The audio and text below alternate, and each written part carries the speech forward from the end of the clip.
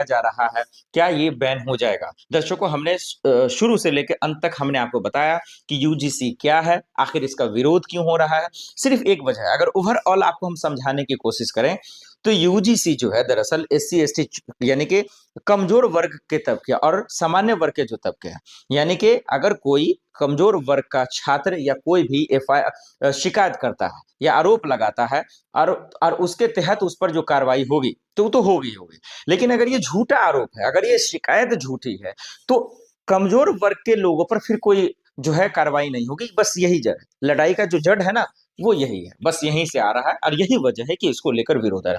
पहले के कानून में ऐसा था कि अगर आरोप गलत साबित होता है, कोई किसी को फंसाने के लिए अगर ऐसा करता है, सियासत रचता है, तो उसके खिलाफ भी एक्शन होगा और वो भी जेल में जाएगा।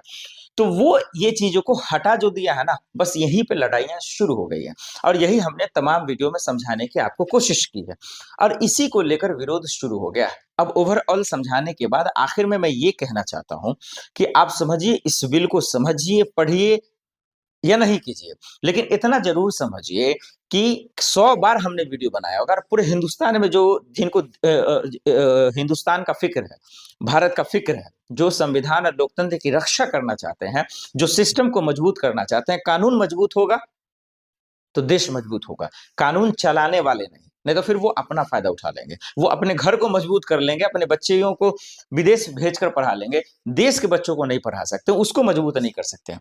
तो इसलिए जो जात पात की बात करता हो, कहते हैं ना ये जात है साला जाति नहीं, तो उसको जाने के लिए सोचना चाहिए बजाबता कि उसको जो है बढ़ावा देने वाला अगर कोई कानून आए तो मैं तो उसके समर्थन में नहीं हूं। मेरा मानना ये है कि जब जात पात की बात नहीं होगी, लेकिन ये भी बात है कि बहुत सारे गरीब तबके के लोग हैं, जो कमजोर वर्ग के लोग हैं, उनको प्रताड़ित किया जाता है, उनको परेशान किया जाता है। आप जो है यादव है तो उनकी चोटियां काट दे रहे हैं, आप देख रहे हैं कि कोई आदिवासी है तो उनके शक्ल पे, उनके फेस पे पेशाब कर दिया जाता है। मध्य प्रदेश की कैसी खबरें आई हैं, जो गरीब तबके का लोग है, जो दलित है, उनके जो है अंगूठे काटे जाते हैं, उनके नाखून जो है काटे जाते हैं, उनको तलवे चटवाए जाते हैं, थूक चटवाए जाते हैं। बहुत सारी ऐसी खबरें आई जो कहीं से भी लोकतंत्र में जायज नहीं है। संविधान ये हक नहीं देता, सबको अपने जीने का हक है, सबको अपनी बात रखने का हक है, यही तो हमारे देश की खूबसूरती है। लेकिन उस बीच में अगर ऐसा कानून आता है तो फिर कहीं ना कहीं जो है लोगों को परेशान कर रहा है और लोगों को चुभ रहा है। अब ये ये जो चुभन है, इसको आप कैसे देखते हैं? जो एक तबका है, जो सामान्य वर्ग है, जो एक नाराजगी दिखा रहा है, उस नाराजगी को आप कैसे देखते हैं? और एक तरफ तबका जो है, जो जश्न मना रहा है कि भाई मेरे फेवर का कानून आया, मस्त है भाई, अब कोई टेंशन नहीं है। उनके लिए आप क्या सोचते हैं? और इस पर जो सियासत मची है सोशल मीडिया से लेकर पूरा सड़कों पर, बिहार यूपी से लेकर दिल्ली की सड़कों तक, उस पर आपकी क्या राय है? दर्शकों को ये जरूर बताइएगा, साथ ही ये भी बताइएगा कि क्या वाकई में सरकार झुक जाएगी?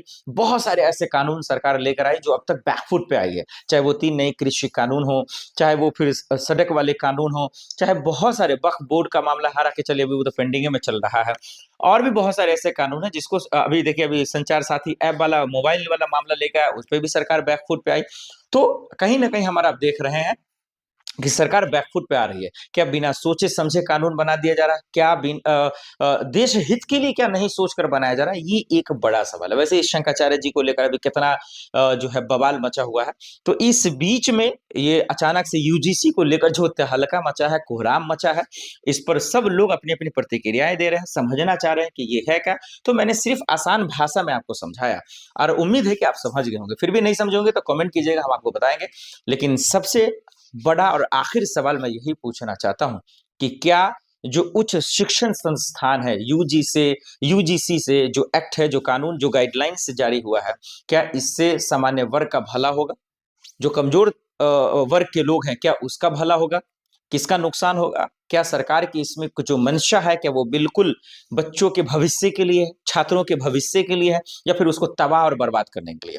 फिलहाल जो इसके रिएक्शन आ रहे हैं वो तो तबाह और बर्बाद करने ही वाले हैं। अब देखना पड़ेगा कि सरकार का इस पर स्टैंड क्या रहता है। क्या वो यूजीसी को रद्द कर देती है, वापस लेती है, या फिर ये जारी रहेगा? और इसका विरोध अब देखते हैं कहां जाकर थमता है। आपकी क्या राय है इस यूजीसी के मामले को लेकर? हमें कमेंट कर जरूर देखिएगा, बताइएगा। फॉरवर्ड न्यूज देखने के लिए बहुत बहुत धन्यवाद, शुक्रिया।